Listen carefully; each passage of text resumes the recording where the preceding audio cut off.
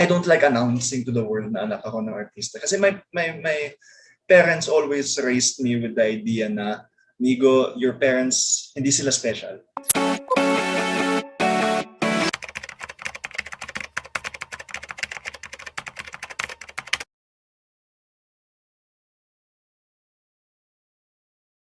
Hello, RAWR Nation. Good evening. I'm Richard Paglikawan, and I'm your host for tonight. He's a new and upcoming artist who joined the 14 new Kapamilya talents in Star Magic Black Pen event last week. He came from a showbiz family. Mas makikilala natin siya tonight sa magiging interview natin. Please welcome Migo Manikan. Hello, Migo. Hi po. Hi po, Kuya Richard. Bakit Migo? Ano ba talaga yung name mo? Migo, well, yung full name ko po is Miguel Manuel Africa Manikan. Kaya po yung sa Kumu ko, yung name ng Kumu ko is M-Cube97. Kasi 3M, so ginawa kong M-Cube. Pero you can't put the cube, so C-U-B-E na lang. Ayun. So haba pala talaga ng name mo, kaya... Yes. Pero ito na yung parang nickname mo since bata ka? It was, pero for a time, parang I stopped using it nung mga grade 7. And then, so from high school to college, Manikan lang po talaga yung tawag sa akin. That's why, whenever I hear people call me Migo, parang, okay, I have to get used to this. So, isa ka sa mga nag-sign ng contract during the Star Magic Black Pen event. Kumusta naman na officially isa ka ng Kapamilya ngayon? Well, Kuya Richard, grabe po yun. It's once upon a time, it was just a joke amongst college friends na mag-aartista po ako. Nasasali po ako sa PBB, kalokohan po kung kalokohan, biro lang. And then next thing I know, I'm here na within 2 years time of leaving college. So it's surreal. I still can't get over the fact na I'm part now of it. I still don't feel it. Siguro it will give me a bit more time. I need a bit more time to fully comprehend na I'm part of the Star Magic family na po. Pero matanong ko lang, paano ka napunta sa Star Magic? Can you please share us your journey? From the time na, sabihin natin, pumasok sa isip mo na mag-artista, tapos yung naging journey mo, tapos you're now with Star Magic. Okay po. Well, it started siguro when I was like grade 1, mga 7 years old na yan, sumasama lang po sa taping ni Mama at ni Papa. Pero hindi po pinapansin yung mga actors, yung set, kung ano-ano. Kung ano-ano pinapansin ko, yung aso, yung manok. It's nice kasi you're finally outside of the house. You get to see new things, new mountains. It's so nice. And then, I think it was end of high school, noong 2015 po, kaka-graduate ko lang, and I was a really awkward person back in the day, really, really awkward po. So yung ate ko, she had the idea of joining this PETA workshop. Doon lang sa BGC, since PETA is usually far away, so we finally signed up for that. Tapos sabi ng mom ko, sumali ka na rin, kasi, you know, it will help you break out of your shell. So, hesitantly sumali ako, saling pusa lang. And then I realized, I was having fun performing. I mean, just do exercises, become characters, all of that, all of this, all of that. Tapos, nung final presentation, before the workshop ended, they gave me the lead role of the final performance. And on the day itself, on the day of the performance, nandun yung dad ko, nandun yung mom ko. Yung dad ko po is a very difficult man to impress. So, hindi naman na-intimidate kasi for me, my whole life, si Papa lang yan eh. It's not an actor. It's just Papa. Pero yun nga, at the same time, it's hard to impress. And then after the performance, lumapit siya sa akin. Sabi niya, Migo, alam mo, you have potential. We just need to smoothen the edges. We need to do a little bit of working. You can work with it. Pero you have potential to do it. So siguro that started the flame now of acting for me. And then, like, pagpasok ng college, I really didn't know what I wanted to be. Yan nga, sabi, I wanted to be a lawyer for some point in my life. Na sinasabi ng dad ko, well, why not? There's no Manikan lawyer yet. Yung last one was my lolo. And then, So I took up psychology. So in case I wanted to do law, that was my pre-law. And then as I did psychology, I was really lost. I didn't know what I wanted to be. Sabi, I wanted to be a soldier, pero sabi ng parents ko, sayang naman. So yeah, they didn't want me to enter the PMA and everything. So I just kept going and going through my life, just lost. And then when my dad finally got sick with cancer, I was lost and in pain. So that was twice as lost. And a lot of bad things happened that time. Dagdag na po yun. And then there was this one day that I will never, ever, ever forget.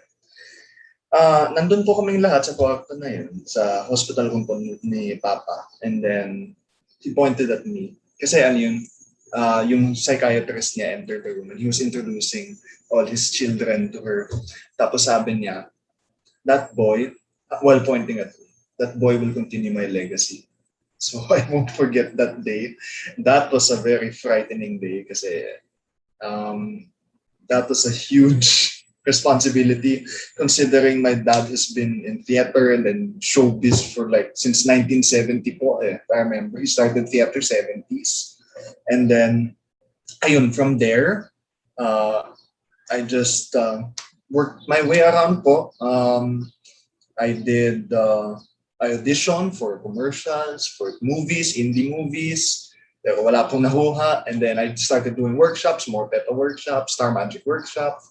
And then finally, si Direct Lauren messages me this year lang. And he says, well, Migo, I think it'd be a good addition to Star Magic. Pero ayun nga, of course, alongside that comes the burden of carrying the name of my mom and my dad. So I chose Star Magic kasi out of all of them, I think ABS is, I mean, as cliche as it sounds, yung tagline po ng ABS, Kapamilya or something like that.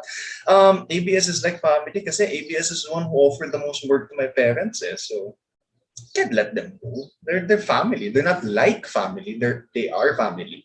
So ayun, that's why I chose Star Magic. Pero matanong ko lang, kasi growing up with celebrity parents, kumusta naman yung school years mo? Alam ba na agad ng mga classmates mo about your parents? I never played that card po. I never said na anak po ako ng artista, anak po ako. I was just that shy and awkward kid who had a lot of secrets. Pero natawa po ako because it stirred the memory of back in second year, one of my friends, nung kaklase ko po. I noticed one time he was just looking at me. Tapos sabi ko sa kanya, why? Why are you looking at me? Sabi niya, kilala mo si Susan Africa? Kamukha mo eh. Then I was saying, well, yes, nanay ko po siya. And then he was like, really? Sige, pahingin ng ebidensya. So I made my mom sign. Tapos my autograph talaga na gave it to him the next day. Pero generally, I don't like announcing to the world na anak ako ng artista. Kasi my parents always raised me with the idea na, Migo, your parents, hindi sila special. They are just parents with weird work, with the weird jobs. So, ayun nga. So, yun nga. There's nothing special about it. And, at least in my eyes. So, I grew up with that kind of mindset na, alam mo yun, you're not allowed to step on other people. You're just you. You're just a person. You're just another person. Alongside that, if you even want to be an actor, like what's happening right now, you have to prove yourself. At the end of the day, you still have to prove yourself. Ayun po.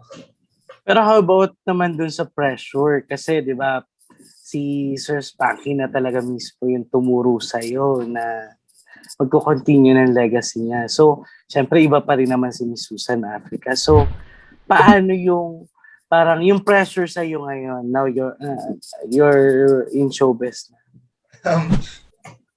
I like that question, Kuya Richard. Kasi po ano yun. When Direct Lauren contacted me and did all these deals, I was like, oh, wow, I'm going to enter ABS. Wow. Tapos sabi ng mom ko, uy, ang laki ng responsibilidad na yan. You have to take it seriously. Yeah, I'm taking it seriously.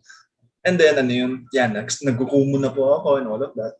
And then the question keeps coming out over again. How do you handle the pressure? Are you pressured? Are you handling the pressure?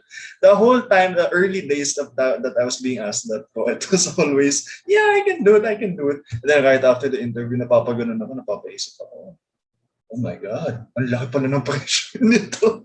So, from then on, I started using that pressure to like improve what I do. Like, so for example, I'm doing Kumu. So that's like hosting, singing, and kung kaya dancing and acting.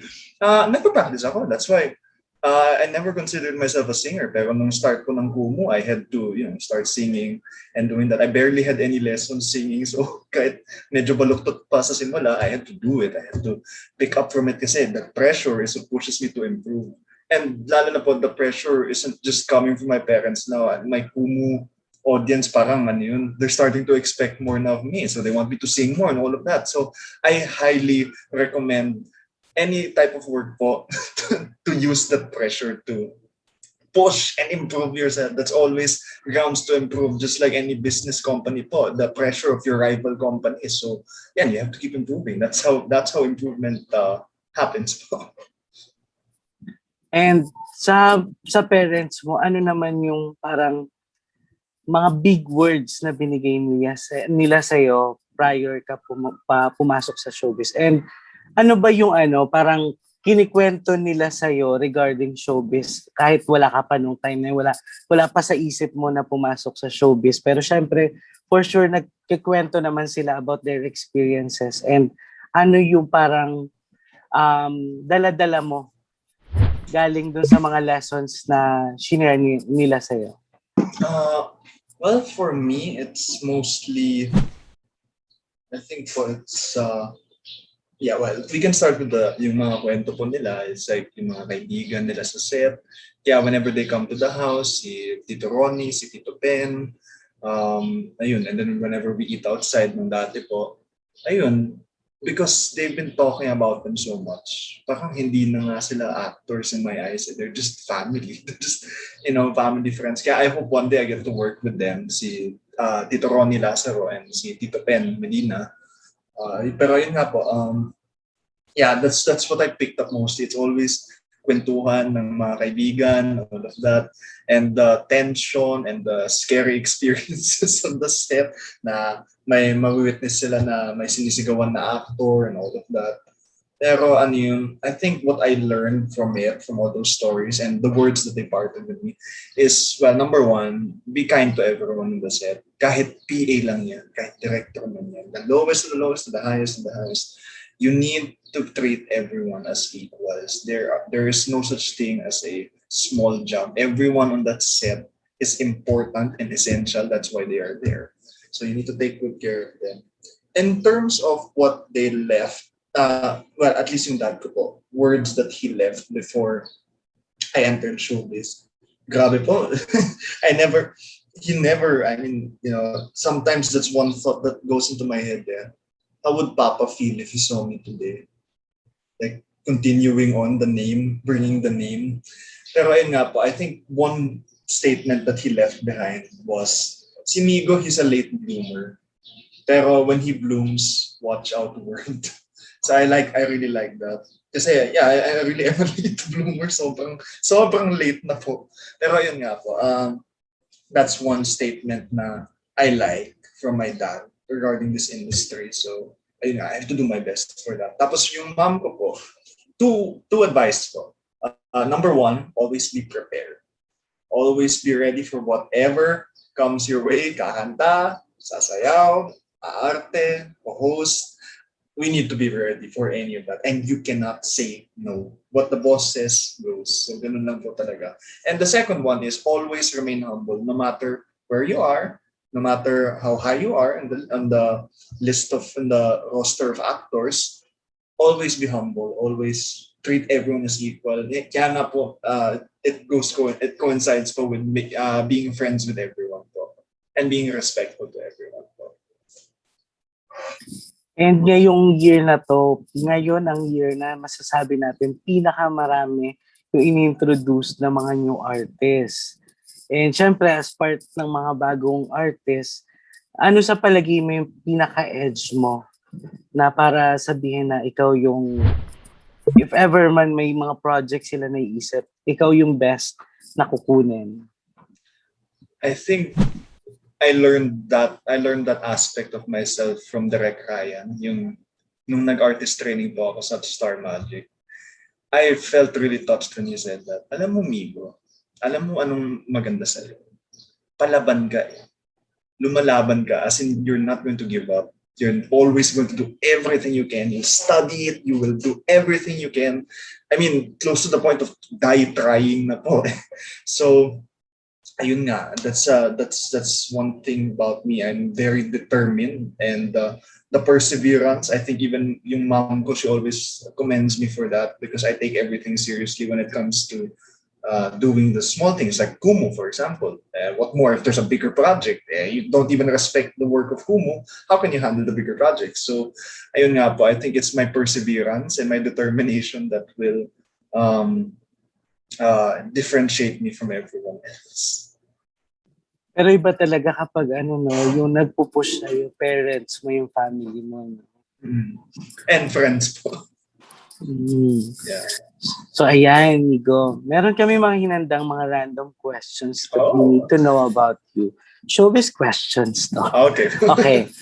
So, who's your showbiz crush? Well, I don't want to Mahirap ng tanong na yun. I can answer any question, just not that one. Let me think. Iba teenager question, pero... Teenager question po eh. Wow, you got me in the lock there po. You locked me there, Kuya Rich. Sige, let me think. Search ko po sa Instagram. Hindi, joke lang. I think parang I know it's always there, but now that the question was asked, na mental block na po ako. Let me think. Nothing comes to mind. Wait lang po. I need time to think po. Na-fluster na po ako. I think na-record na rin po ang pulang-pula ko na po. Let me Google na lang po. Let me find someone. From the new batch po or the old batch? The veterans po. Ikaw ba, hindi ka ba nagkaka-crush sa mga celebrities? Yung kahit yung nakikita mo lang sa TV, napapanood sa movies. It freezes po. And it's there on a natural. Pero now that it's like in the spotlight, that question got placed in the spotlight. Now I can't think. I think it would either be si Kim Chu po or si Beauty Gonzalez. Yeah, maybe those ones. Pero si Ate Beauty, parang ate rin po. I can't really say that. Pero yun po. Okay. Next question. Ano ang unang-unang bagay na binili mo from your first paycheck sa showbiz? Or nagkaroon ka ba ng work prior dito bago ka pumasok sa showbiz? Never pa po. Pero I had work po before entering showbiz. Yes po, I had. Ayun, I was an online trainer po. So ano yung unang-unang bagay na binili mo sa first paycheck? Linibre ko yung family ko, yung ate ko, kuya ko, at yung mom ko ng McDo. Kasi maliit lang po yung sahod dun. Pero the rest, I threw it into investment po. Like stocks. Priceless naman kapag in-spend mo sa family. Yes. Always well spent po ng family. Anong oras ka natutulog at gumigising? I like that question.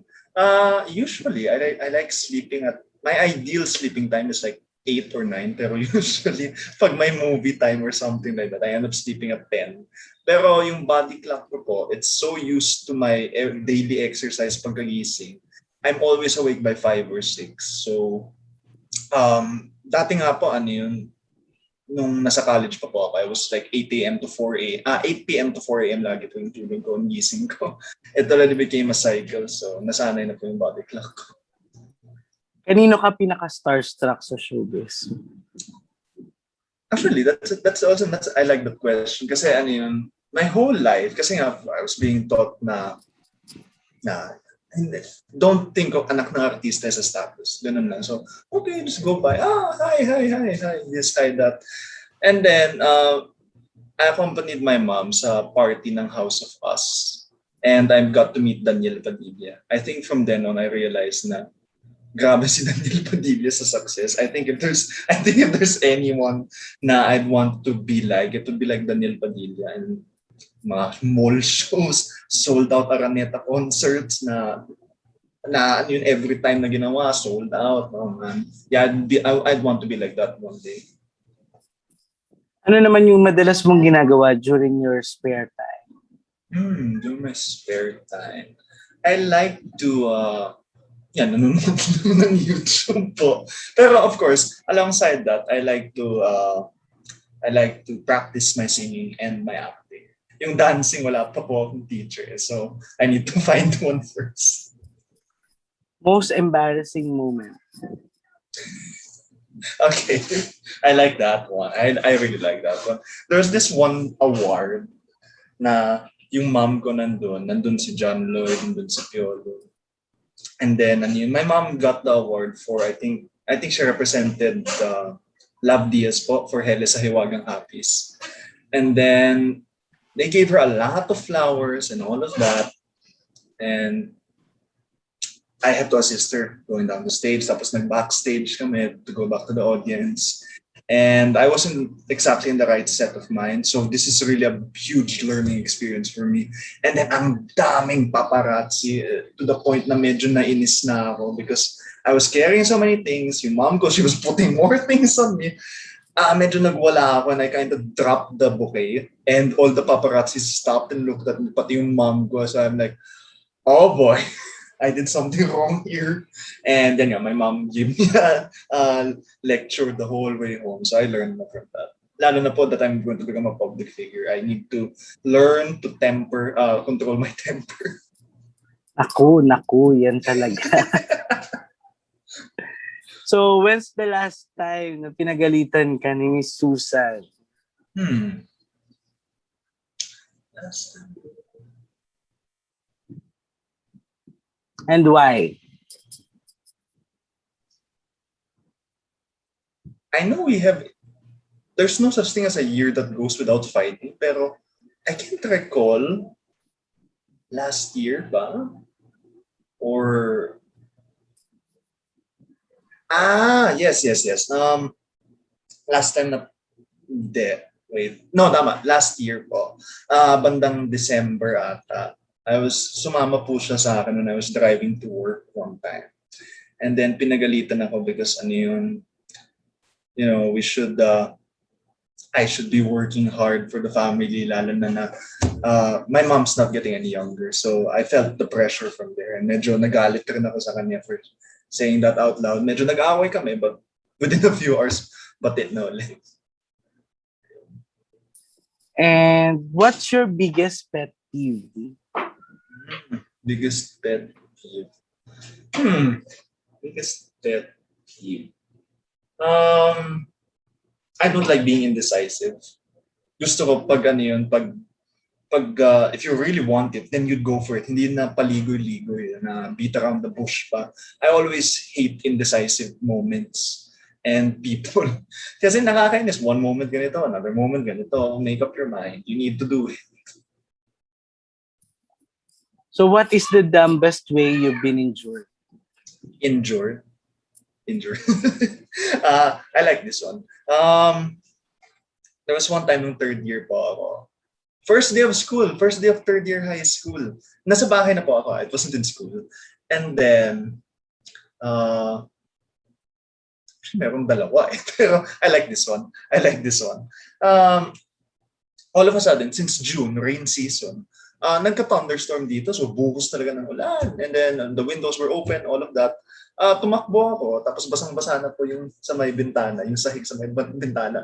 Nadalas po ako, I crashed my third digit on my left foot onto a table. So, na ganun. And then, sabi ng kasambahay namin, who's been around for since I was a baby pa, inipit na ugat lang yan. So, minamasahe. It was already a broken bone. when we had it scanned. So ayun, that was probably one of the dumbest things I've done.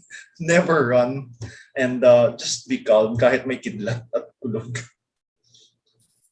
Ayun. So, eto na nga. Thank you for answering the random question. So, given a new and up and coming artist ka, are you open to working in a love team? Or do you want to be introduced as talagang sarili mo? So, kung ikaw yung pamimiliin? I have to choose between the two. Yeah. I'm game for love team. I'm really game for love team. Pero kailangan syempre mas-set kung ano yung mas, alam mo yun, mas gusto mo talaga. Pero I'm also okay on my own na climbing to the top. I mean, there's Arjo at I did like that po. Pero at the same time, the love team will really help and boost that. Sa bagay. So, eto na lang, being part of Star Magic is just the start. So, we're expecting to see you more, especially mahaba-haba pa naman itong 2021. So, ano-ano na lang yung dapat naming abangan for 2021? 2021, well, we really have to wait for what the tide brings in tomorrow po. Because I'm really not sure and I just live day to day. Pero yung pwede pong abangan is my Kumu streams. I always give my best in them. I always try to do my best. Lalo na po when the audience wants me to sing some more, I do it. Pero, ayun nga, I think Kumu streams and generally, let's just take it day by day. Let's find out. Malay natin, December magka-project bigla ako or something like that. Pero ongoing pa rin naman yung mga workshops niya, no? Yes po. Mm-hmm. I just had one ng April to May pero tapos na po. That was the artist training ko. I want again kinukulit ko nga po yung manager ko. When's the next time I can go back? Kasi I'm scared if I like I don't want to be prepared. Like let's say for example, the workshop is the shooting range. Yung taping is the actual battlefield. You can make mistakes in the shooting range, not in the battlefield. Kaya takot na takot po ako. I want everything to be, I want to be hasang-hasa na po ako. I want to be able to be like that before getting my first project. Pero if ever na pamimiliin ka sa mga current shows ng ABS-CBN ngayon, ano yung sa palagay mo best show na gusto mong ma-introduce ka? Like what genre po? Pwedeng genre, pwedeng show na, current show na pwede ka ma-introduce. Provinciano po, hindi joke lang. Joke lang po. Ang dami-dami na pong tao sa Provinciano. I think I'd want action though. I'd want an action or a drama po. One of the two. Pwede naman comedy. Pero I think I'd like to practice a bit more before doing comedy kasi po, that one's hard. So either drama or action would be fun. Kasi pwede naman yan sa MMK, no? Nakakatakot po yung MMK. Uy, maraming mga in-introduce sa MMK. Pwede na naman po. So, ayun na lang. Thank you, Migo, for your time. Thank you. And I hope to see you soon. For sure, pagka nagka-press con, tayo rin na magkikita-kita. Hi, RAWR Nation. I'm Migo Manikan, and you are watching Lionheart TV. RAWR.